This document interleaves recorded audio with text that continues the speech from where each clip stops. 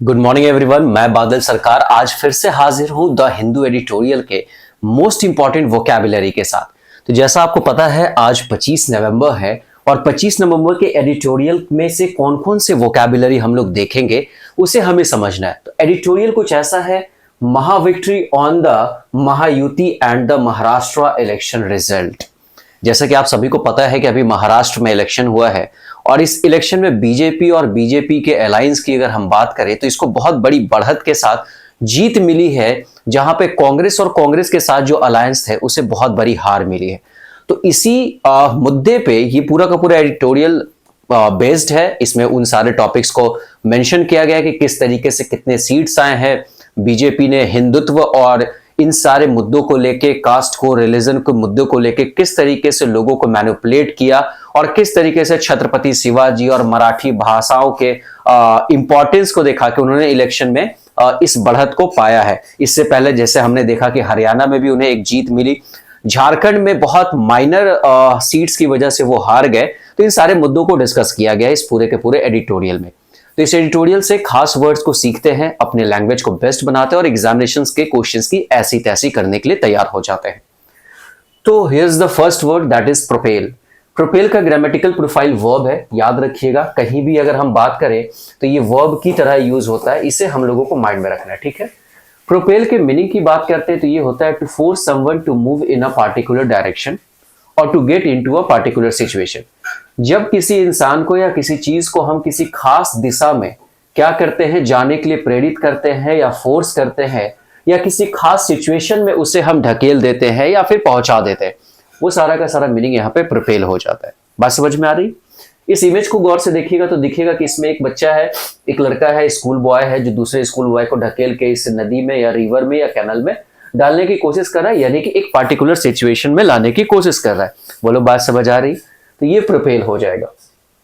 Detail करते हैं। Propel इसका प्रोनाउंसिएशन हो गया, आगे की ओर या दिशा विशेष में व्यक्ति या वस्तु को ढकेलना या चलाना। इस चीज को हम सिनोनिम्स के तौर पे अगर समझे तो shove, drive, thrust, impel, compel, provoke.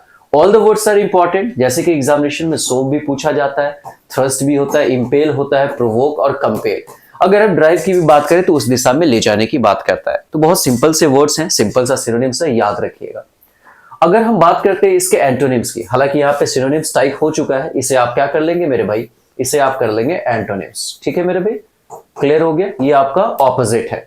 चीजों को रेगुलेट करना, कंट्रोल करना, कंस्ट्रेन करना, इसका ऑपोजिट होगा। मतलब किसी के कहने या बताने या बहकाने पे आप कहीं भी नहीं चलेंगे, आपके अपने कंट्रोल है, आपने अपने आप को रेगुलेट करा है, कंस्ट्रेन किया। एग्जामिनेशन में सबसे ज्यादा कंस्ट्रेन वर्ड पूछा जाता है, ठीक है मेरे भाई। एग्जाम्पल देखते हैं। The film propelled him to international stardom. जो एक फिल्म है उसकी बात की गई है कि उसने उसे क्या कर दिया, इंटरनेशनल स्टारडम वाले सिचुएशन में लाके खड़ा कर दिया। मतलब फिल्म इतनी चली कि वो इंटरनेशनल स्टारडम में वो पहुंच गया। बात समझ में आ रहा है? चलिए आते हैं अगले वर्ड पे। अगला वर्ड हमारे सामने है इंडिकेटिव। इंडिकेटिव अपने आप में ग्रामेटिकल प्रोफाइल कहे तो ये एडजेक्टिव होता है। इसका मीनिंग होता है बीइंग और giving a sign of something. जब किसी चीज की ओर इशारा करते हैं, कोई चीज आप इशारा में समझाना चाहते हैं, तो वो इंडिकेट से ही बना है इंडिकेटिव। जैसा कि इस इमेज में देखिए, एक इंसान दिखाना चाह रहा है अपने हाथों में सॉरी, एक इमेज दिख रहा है जहां पे ये मेडिटेशन का या फिर योगा करने का एक इमेज दिखा रहा है। मतलब ये इंडिकेट कर रहा है कुछ ना कुछ वैसा जो आपके हेल्थ से रिलेटेड है, आपके योगा से रिलेटेड है, आपके मेडिटेशन से रिलेटेड। अंडरस्टैंड? तो वो इंडिकेटिव होता है। आइए इसको डिटेल से समझते हैं। इंडिकेटिव, इंडिकेटिव ये इसका सिनोनिम्स, इसका प्रोनाउंसिएशन हो गया। संकेत या संकेत करने वाला, सूचक या बोधक, इसे हिंदी में कह सकते हैं। बड़ा प्यारा सा वर्ड है भाई। इसके सिनोनिम्स को समझो। जो चीजें इंडिकेटिव होती है वो रिफ्लेक्टिव होती है, सिंबॉलिक होती है, एल्यूसिव होती है, इंप्लाइंग होती है। सारे वर्ड को याद रखिएगा, बहुत प्यारा सा। इसमें मैं ऐसा कुछ नहीं कह सकता हूं कि ये इंपॉर्टेंट है, नहीं है। सारे कॉमन वर्ड है, सारे एग्जामिनेशंस में आ सकते हैं। क्लियर हो गया? इसके एंटोनिम्स बहुत इंपॉर्टेंट नहीं थे, मैंने मेंशन नहीं करा है। एग्जाम्पल को देखो क्या लिखा है। Is the unusual weather indicative of climate changes. भाई अभी जो हमारे सामने आप देख पा रहे हैं जो अनयूजुअल वेदर है, मान लीजिए ठंडी के टाइम में बारिश हो रहा है, बारिश के टाइम में भयानक गर्मी पड़ रही है, गर्मी के टाइम में तो बारिश हो ही नहीं रही है, गर्मी में तो और ज्यादा गर्मी।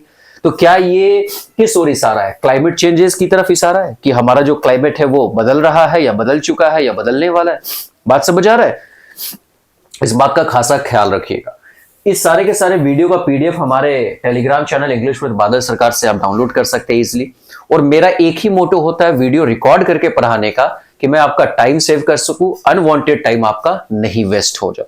क्योंकि लाइव क्लासेस में कहीं ना कहीं अनवांटेड टाइम ज्यादा जाता है, टीचर भी कहीं ना कहीं ज्यादा टाइम कंज्यूम कर लेते हैं और इसकी वजह से बच्चों का टाइम बर्बाद होता है, वेस्ट होता है। सो इस बात का फोकस रखिएगा। आ जाते हैं हमारे सामने नेक्स्ट वर्ड है, दैट इज सस्टेनेटिव। अब हमारे सामने सस्टेनेटिव जो लिखा है, इसका भी ग्रामेटिकल प्रोफाइल एडजेक्टिव है। याद रखना, क्वालिटी बताने का काम करेगा। क्या बताएगा क्वालिटी में? देखो डेफिनेशन है इसका, डीलिंग विथ रियल इंपॉर्टेंट और सीरियस मैटर्स। जब कुछ ऐसा चीज हो, कोई ऐसा मैटर हो जो बहुत रियल हो या फिर बहुत इंपॉर्टेंट हो, उससे जब आप डील करते हैं तो वहां पे इस प्यारे से वर्ड का यूज करते हैं। इस इमेज में देखो, ये इंसान, इसके चारों तरफ बुक्स दिख रहे हैं, हाथ में भी किताब दिख रहा है, बैग पे पेंट ब्रश है, यानी कि ये स्क्रैप बुक वगैरह होगा। ये अपने सर के ऊपर एक घर का इमेज कहो या फिर घर का बोझ लेके, मतलब बहुत सारी इंपॉर्टेंट चीज से ही अपने जीवन में डील कर रहा है। एक स्टूडेंट के लाइफ में भी, एक विद्यार्थी के जीवन में भी, वो अपने जीवन में बहुत सारी चीजों से डील करता है।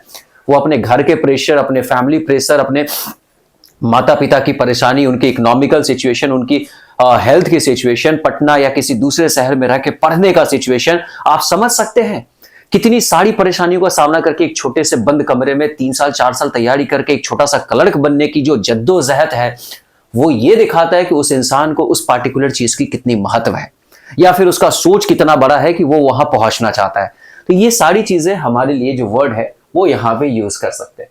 आते हैं इसके प्रोनाउंसिएशन को भी देखते हैं। सस्टेनेटिव, क्या लिखा हुआ है? सस्टेनेटिव, ये याद रखिएगा। मीनिंग वास्तविक, महत्वपूर्ण या गंभीर मामलों से निपटना। प्यारा सा हिंदी मीनिंग है मेरे भाई। सिनोनिम्स देखो, सब्सटेंशियल, सिग्निफिकेंट, ममोथ, इनॉर्मस। बहुत इंपॉर्टेंट अगर कहें तो ये ममोथ और इनॉर्मस पूछा जाता है एग्जामिनेशन में।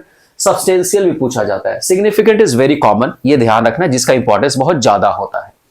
ऑपोजिट देखे भैया, जिसका इंपॉर्टेंस बहुत कम है तो उसके लिए नॉमिनल का यूज करेंगे। ट्रिवियल बहुत इंपॉर्टेंट है और ट्रिफलिंग बहुत इंपॉर्टेंट है। हालांकि इसे ट्राइफलिंग कहना अपने आप में क्या है, इसे समझ के देखिएगा कि क्या आप ट्राइफलिंग कहेंगे या ट्रिफलिंग कहेंगे। ये मैं आपके लिए होमवर्क छोड़ता हूं, मुझे कमेंट सेक्शन में जरूर बताइएगा कि या ये ट्राइफलिंग है या ट्रिफलिंग है।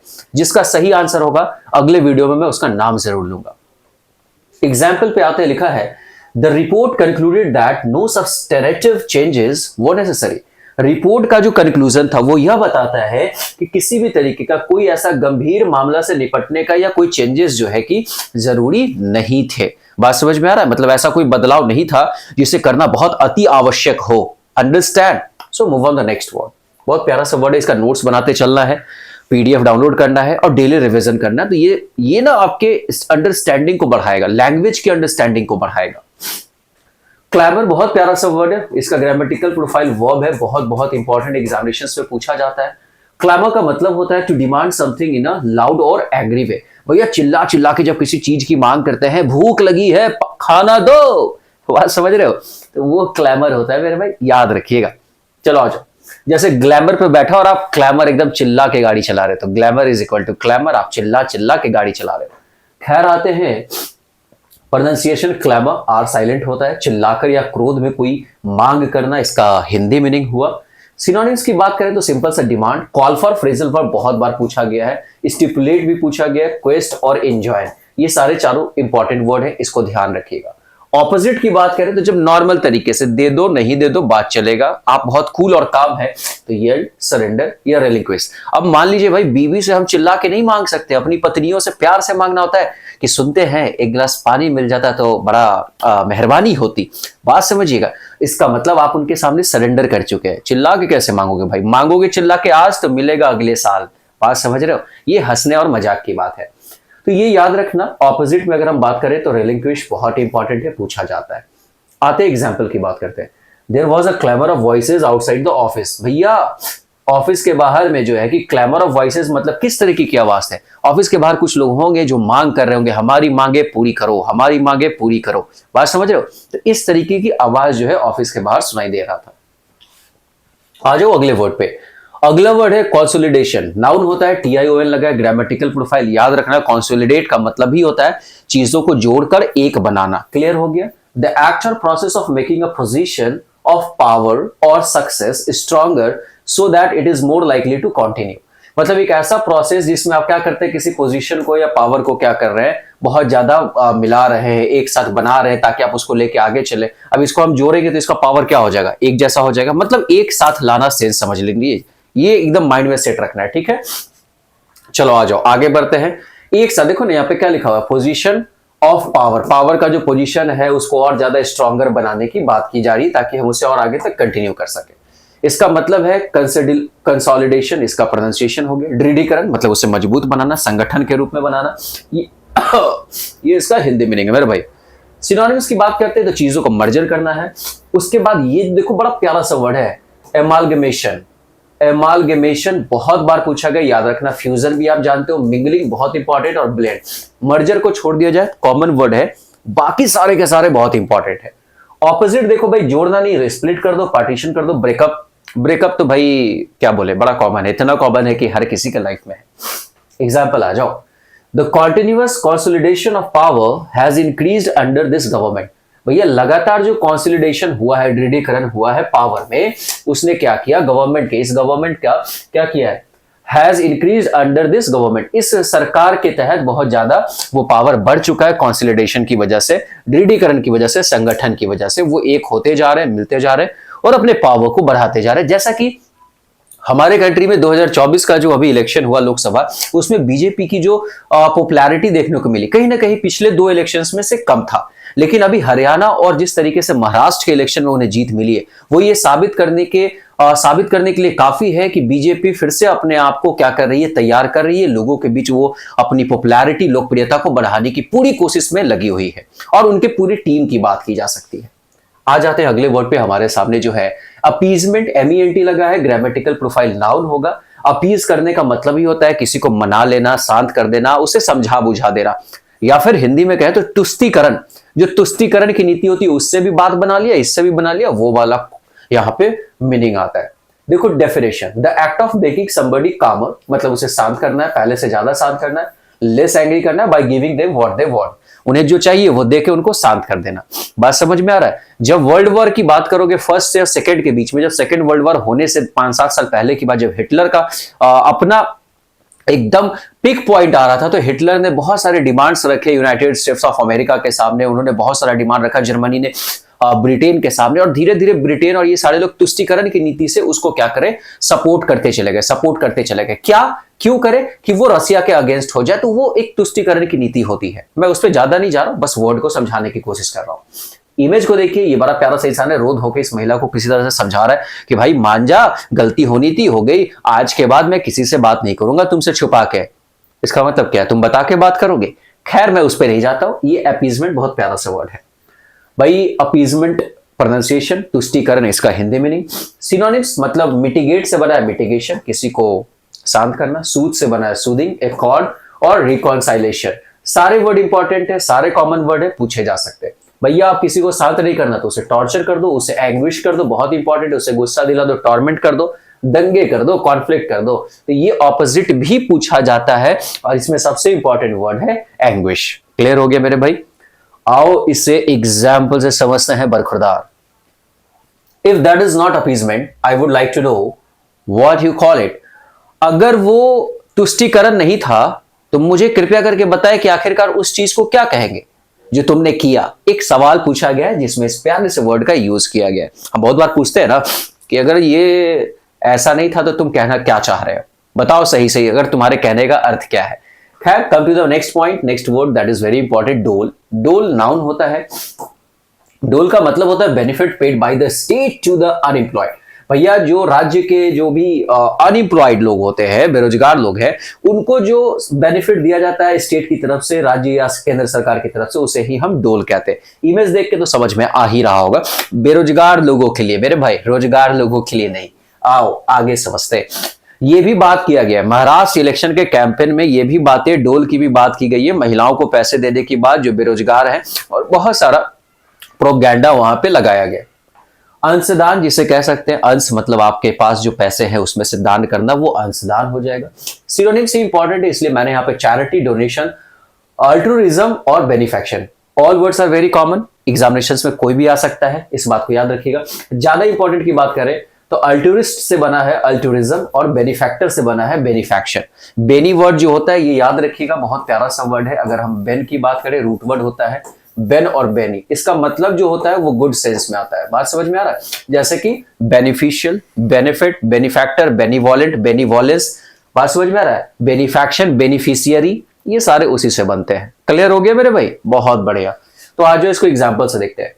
She was on the dole for 3 years before she got a job.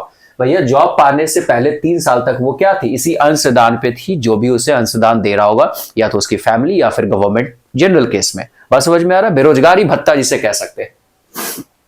भाई अगला वर्ड है इन्वोकेशन। ये बहुत पूछा जाता है, एग्जामिनेशन में पूछा भी गया है बहुत बार। नाउन होता है, TION लगा। इन्वोकेशन का मतलब होता है the act of asking for help specially from a God, law और पर्सन इन अथॉरिटी। जब भगवान से या फिर वैसे इंसान से जो अथॉरिटी में है, शक्ति में है, ताकत में, उससे जब आप मदद की मांग करते हैं तो वो इन्वोकेशन होता है। इस इंसान को देख लो भैया, हाथ जोड़ के बैठा भगवान के सामने कि हे प्रभु, हे ईश्वर, हे परवरदिगार, मेरी मदद करो, मेरा सपोर्ट करो। बात समझ में आ रहा है? तो ये चीजें इन्वोकेशन होती है। आओ आगे बढ़ते हैं, इसको डिटेल से समझते हैं। इन्वोकेशन प्रोनाउंसिएशन हो गया, विशेषकर परमात्मा, कानून या प्रभावशाली व्यक्ति का जब आवाहन, प्रार्थना या आमंत्रण करते हैं। सिनोनिम्स ही इंपॉर्टेंट है, इसलिए मैंने यहां पे दिया, इसके एंटोनिम्स नहीं पूछे जाते। स्पेल, ग्लैमर, इंचैंटमेंट और कंज्यूरेशन। सबसे इंपॉर्टेंट वर्ड यहां पे कंज्यूरेशन है, इस बात को याद रखिएगा जो एग्जामिनेशन में, और इंचैंटमेंट भी पूछा जाता है। क्लियर हो गया मेरे भाई? आओ इसे एग्जाम्पल से समझते हैं। I was invited to give an invocation at a national insurance conference. अच्छा, मुझे इनवाइट किया गया था नेशनल इंश्योरेंस कॉन्फ्रेंस में क्या करने के लिए? इन्वोकेट करने के लिए, इन्वोकेशन के लिए, मतलब वहां पे जाके कुछ ना कुछ आवाहन करना था या प्रार्थना करना था, या फिर कुछ उस तरीके का काम करना है जहां पे मुझे लोगों से अपील करना है कि भैया आइए मदद कीजिए। इस तरीके की बातों के लिए मुझे इन्वाइट किया गया था। ये बड़ा प्यारा सा वर्ड है इन्वोकेशन, मुझे अच्छा लगता है ये बड़ा प्यारा सा word. So that's all for today. कैसा लगा सेशन जल्दी से बताएंगे, कमेंट करेंगे। अगर वीडियो अच्छा लगा होगा तो लाइक जरूर कर देना, शेयर कर देना अपने दोस्तों के साथ मेरे भाई। और मैं आपकी सेवा में हमेशा हाजिर रहता हूं मंडे टू सैटरडे। संडे को वीडियो बन भी पा सकता है, नहीं भी बन पाता है, क्योंकि बहुत सारे काम हो जाते हैं, फैमिली लाइफ भी है, बाहर भी जाना होता है कुछ ना कुछ काम के लिए। तो संडे की तो गारंटी नहीं लूंगा, बट मंडे टू सैटरडे आपके लिए मैं हमेशा हाजिर हूं। क्लियर है मेरे भाई? तो वही बात है, विश्वास के साथ मेहनत करना और अपने मेहनत पे हमेशा विश्वास रखना है। अपना और अपनों का ख्याल रखिए। तब तक के लिए मिलते हैं, विदा लेते हैं, फिर अगले इसी टाइम पे वीडियोस आपके आ जाएंगे। Thank you and all the best. Take care everyone.